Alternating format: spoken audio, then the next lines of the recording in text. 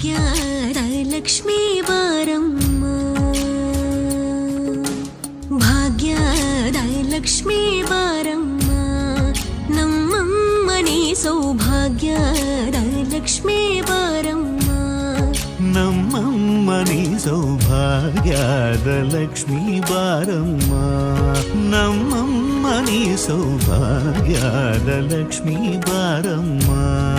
ನಮ್ಮಮ್ಮನಿ ಸೌಭಾಗ್ಯದ Lakshmi Baramma.